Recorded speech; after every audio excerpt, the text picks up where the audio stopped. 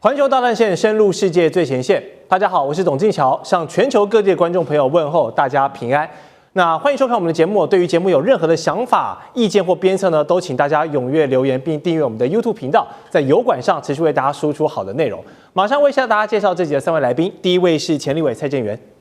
乔哥好，大家好。第二位国际情势专家赖岳谦，主持人好，观众朋友大家好。以及退役陆军少将厉正杰。主持人好，各位观众大家好。好，一开始我们的节目呢，要来看持续是这几天最火热的话题，就是中日现在日渐矛盾的关系出现了戏剧性的转折了吗？怎么说？因为美国的财政部长贝森特他证实了这一次的，我们看到这个2位领导人的通话呢，其实是川普主动致电给习近平的。那前几天的节目呢，我们说反了，说是习主席打给川普，我们更正一下，这一次是川普主动打给习近平的。那在通话的12小时后呢，他又立刻打给了高市早苗，那并且不是挺这位东亚的盟友而是要警告东京呢，在台湾的议题上态度跟发言要小心一点，收敛一点。同一时间，我们还观察到就是这个北京火速采购了美国10船的大豆让人把这个通话顺序跟大豆的交易产生了一些联想。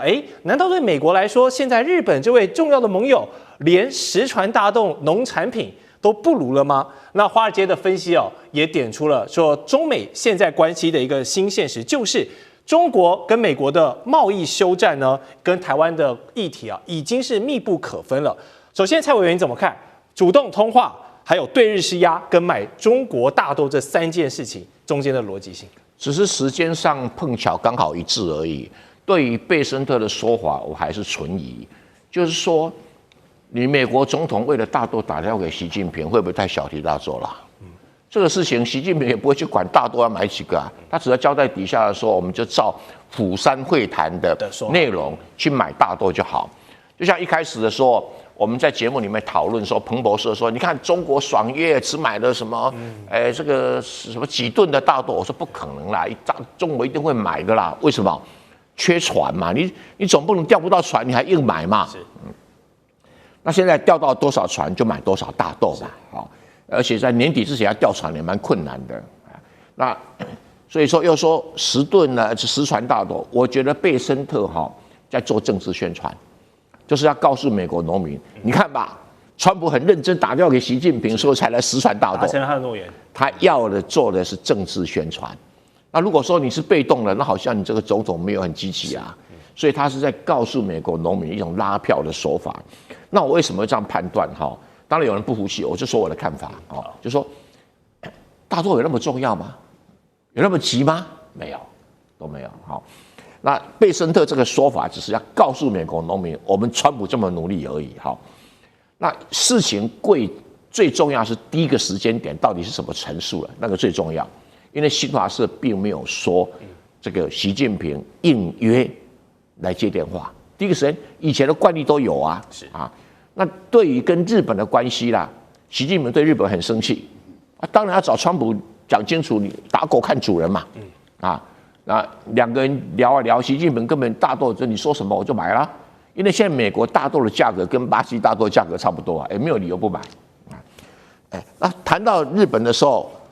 我不认为习近平那个川普有很进入状况他一定听了习近平讲说这么严重所以才会急着去打电话给高市早苗。那打电话给高市早苗也是这样的，你是我睡喊的嘞，所以我跟习近平关系搞得不错，你干嘛来搞破坏然后他要打你还很尊重我你看这习近平都尊重我对，而且你给我不要惹事而且这个事情也没那么急也没那么重要，你惹这事干什么呢？那这个高市早苗只好鼻子摸一摸，脸码一码，民调再高他也都往后退，所以我认为火速采购美国大豆，这个是本来就形成上的啦，只要有船就一定买，有船就一定买没有所谓火速不火速，你如果没有船，你也火速不来所以这个纯粹是在对美国的大多农民做宣传的那这里《华尔街日报》说，因为跟中国这个贸易休战跟台湾议题以密不可，还要再观察，贸易归贸易，你怎么知道未来不会摩擦？不会摩擦，你敢保证川普不拿台湾问题再出来闹吗？所以川普这个人是它最大的可以预测就是它不可以预测，所以大家还是要对这个问题保持观察。那高市早苗呢？他当然在川普的压力底下，他也往后退啊。对。但是你要知道，他从日本的安保法，日本的安保法是把日本的安全规定3种事态，第一种叫重要影响事态，第二种档次更高一点叫存立危机事态，第3种事态叫武力攻击事态。重要影响事态只是说啊，如果我有需要帮美国忙，我提供后勤啊、补给啊，就 OK。到了存立危机事态怎么样？是我可以出兵就某个特定目标进行攻击，然后到了所谓武力攻击事态，我可以发动全面的战争。它基本上是已经到了存立危机事态。然后高市早苗现在只退到了旧金山合约，但中国并不承认旧金山合约啊，就是说。就像合约说，日本已经抛弃了台湾了，所以我没有立场去谈台湾的法律问题。可是很 tricky 的地方在哪里？我抛弃了，我并没有承认台湾是谁的主权领土，所以台湾在日本的法律上是无主之土。无主之土就是说我日本人可以攻占啊，我日本人可以介入啊，并不违反。但是如果再推到波茨坦公告，台湾已经是由日本还给了中国了，那主权就是中国的主权。你日本就不可以去攻击人家，你攻击就是侵略啊，而不是介入而已啊。所以对于这样的一个模式，他谈到存立危机事态，存立危机事态在日本的安保法律里面可以封锁宫古海峡，那你不是针对解放军来，针对谁来的？所以我不认为中国，顶多是缓和啦，但是中国不会满意，所以这个冷战还要持续一段时间。是好，我们刚刚委员有跟我们提到，在这个川普。美国这位老大的施压下呢，原本民调很高，所以立场很坚毅的高市首相，现在态度也稍微急转一点了。他就强调了3点，包括日本无立场认定台湾的法律地位，日本有责任建立良好的中日关系，还有他不再提任何具体台湾有事的情境了。这让立宪民主党的代表田野家彦就直言呢，其实首相这番话已经是等同于撤回先前他答辩的那个表态了。所以看在美中这个其利发难的情况下呢，东京其实是稍微有些屈服的，但是在中国大陆这边还是不买单哦。那外交部就批评日本一样是在老调重弹、老小蒙混过关，这种伎俩呢是行不通的。那如果我们站在日本、站在高市的立场来解这场誓言风波的话，赖老师认为他现在如何要在美中这样2个都给他压力之下，让关系能够降温的同时，又不让日本太丢脸，有一个漂亮的台阶可以下？不容易，但是问题就在于川普并没有要高市下台，没有。川普为什么没有要高市下台？我觉得高市引用川普的一句话，我觉得是蛮可以表达一些讯号的。也就是说，川普还是跟他讲说，你可以随时打电话给我啊。这个就代表说，川普对于他的重视程度啊，基本上来讲，还是把他看为是安倍晋三的继承人的这样的一个角色。所以没有要他下台，但是要他处理好跟大陆之间的问题，也就是说，今天中日的问题不能够影响到中美的问题，因为对于川普来讲，他最想要做的一件事就是明年能够顺利的到北京去访问，对，因为他认为有很多事情必须要不断的会面中把大部分的问题，中美的关系大致上的东西都搞定，因为他明年的选举的压力确实很大，他现在的民调支持度很低，而且还在探底的过程里面，他也感受到他的同党的共和党的州长、参众议员，他们都有松动的这种现象。这个对于他的领导来讲，对于他本身的权威来说，已经受到一些挑战了。如果明年的选举选不好，那对于他来说，他就等于是提前破压了，所以他不愿意看到这种事态的发生。那谁能够帮他把这个事态稳定下来？他必须一定要搞定跟中国大陆的关系，所以不能够再恶化了，至少不要再恶化了。如果能够改善，这个对川普不会是坏事情，但是不能再恶化。那现在日本这个问题也有可能会恶化中美的关系，所以川普的出手其实是制止这个事情不要再恶化。但是高市好用在哪里？你想想看，他跟石破茂从2月、4月一直到石破茂下台，对，第一个美日的贸易协议谈不下来，第二个石破茂没有松口5500亿送给这个川普，对，第三个对有关于汽车、农产品的问题还在跟美国纠结，可是高市完全不一样，高市是跪下来送，是5500亿送你随你花，然后汽车可以进来，农商品可以进来，可是现在还没兑现呢。对川普来讲的话，最能够兑现的就是高市嘛，而且高市现在的处境跟立场就更加脆弱了。为什么？第一个，国内有挑战者，在野党挑战他的对中国大陆政策，同样执政党内的人也挑战他对大陆的政策嘛。例如说石破茂就是一个代表嘛。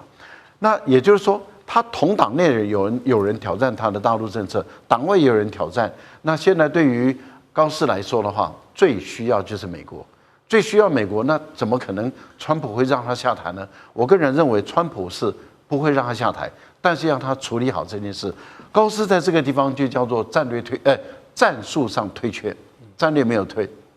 战术上退却的意思，也就是说我没有立场谈台湾的问题了。那间接的含义就是台湾有事，那就不等于日本有事了。这个就是野田佳彦的解释。可是野田佳彦不能代表高市早苗，对，你要高市早苗自己出来说。可是高市早苗如果确认台湾有事，绝对不会是日本有事。日本没有立场谈台湾问题，高市早苗应该引用的是1972年他跟中国大陆所签订的中日的第1号文件，而不是引用这个旧金山合约。你就可以知道他在转移，他在走私概念了，应该这样讲。所以这个人，我觉得大陆看得很明白，也很透。我觉得中日的关系短时间还是不可能缓解，我还不可能缓解。好，赖老师这样还要提醒大家持续的观察。那么这场牵动亚太局势的政治博弈呢，现在最新的发展是11月举行的这个珠海航展已经直接端出了，不好意思，这一次拒绝日本人入场的这个强硬态度端出来了。同时，中国的驻日大使也公布呢，日本的刑案从2021年到24年的增幅是高达65%的这个治安恶化。那提醒公民呢要避免赴日旅游。不过这个就比较是看时间说话，因为在高市失言之前，这个中国游客去日本旅游是非常多的，所以这个时间拿出来讲就只是借题发挥。好，从贸易到观光，中国还有多少的组合拳可以对日本来发力，对日本来施压？还有，现在川普除了要维持好跟中国的关系之外，他现在忙的是要如何尽快让俄乌这个和平的条约赶快的定案下来，然后维持现在美中的贸易各方面的稳定，这样的一个战略现实。所以目前现在跟中国维持好战略关系，已经重要过照顾日本这位东亚盟友了吗？日本变成其中的筹码了吗？将军怎么看？当然我们要知道哈，如果说这个川普跟习近平两个通电话是谁先打给谁的，其实这是整个事情的一个关键所在哈。那如果说是习近平主动打给川普，那我们用白话文来讲的话，等于说叫川普好好管管你日本那个小弟哈。但如果说是由这个川普主动打电话给习近平，我觉得那就代表川普看到事态的严重性了，所以他主动打电话给习近平，希望习近平能够这件事情能够找一个台阶哈，那个双方来讲不要继续这个让这个恶意螺旋继续上升，以免这个造成更大的事端哈。那我们紧接着就看到川普打电话给高市哈，那很明显的这就很明显的他答应了习近平某些事情，然后必须要跟这个高市跟他讲清楚哈。但之后我们就看到紧接着很快，时间确实很快。那昨天上午才听到说是川普打电话给高市早苗，下午来讲的话，高市早苗就在他们这个所谓政党的领袖协商会里面就讲出来这句话，就是日本没有权利去认定台湾的法律地位啊，这种话。但是这点有一点很巧妙的，我觉得这句话是由野田佳彦在提出来，那很明显的就是是不是野田佳彦故意做球给高市早苗，让高市早苗来回答这句话题。那当然，他第一句话讲的好像是说，这个台湾来讲，我们日本不会去认定它独立或者是不独立的法律案件。但紧接着他下面接着讲的就是台湾有事的话，是不是启动日本的存亡危机事态，必须要认当时的全班状况来做一个情报判断以后，才能够来做一个决定哈。那我觉得高市早苗这个话可以区分2个部分来看。第一部分来讲的话，第一，他讲说日本没有立场来这个认定台湾的法律地位，很明显的是在战略退缩在跟中国示软。可是他第2句话，我认为他讲的态度还是很强硬，也就是说，他必须要向他的这种右派的这种政党，包括维新会来表达他还是态度很强硬，不然的话，万一维新会这个退出他的执政联盟来讲的话，他就垮台了，所以他必须保持这一贯立场。但是我们紧接着看到野田佳彦，他替他这个打这个圆场，说他实质上已经撤回这句话了。但是关键是说，你野田佳彦你讲这种话，中国认不认同？外交部看起来是不认的，绝对不认同嘛。我们简单讲，第一个为什么我说不认同呢？第一个就这件事情整个handle权已经掌握在这个习近平的手上，他直接在handle在掌握这件事情。那所以说，中国外交部一定是强硬到底哈。第二个来讲的话，大家都会看出来，现在中国态度就是你一定要收回，绝对没有模糊的空间，也没有灰色地带，绝对不允许你这样子模糊打混过关。那后续来讲的话，中国我想会采取几种手段。第一个来讲的话，它在外交上面会继续加强对你日本的力道，譬如说是我们看到在联合国上面联合国的代表已经提出来所谓敌国条款的这种论述。另外来讲，最近这2天从昨天高市早苗跟川普通了电话的时候，我们看到欧洲，包括英国、包括德国、包括法国，甚至于在这个跨的这个澳洲来讲，都提出对高市早苗这一部分的质疑，这是外交上面。那在经贸上面更不要讲了所谓水产品的开始禁止使用，包括旅游。但是我觉得最严重的还是军事部分。我想中国在黄海的军演来讲的话，力道会一直持续的加强。所以日本来讲，在这状况之下，我觉得高市早苗他是要面临的，他就是只有把话吞回去，不然中国绝对不会允许你在这上面有任何模糊或者是软着陆的空间。好，刚刚张军帮我们提到了，接下来观察军事的重点才是中日关系一个很重要的指标。所以下段节目回来，我们还有台湾有事等于日本有事的解放军魔女兵推，还有印巴矛盾、新型武器的大比拼，以及呢日前发生在香港大火等国际热门话题的讨论。我们先休息一下，待会回来。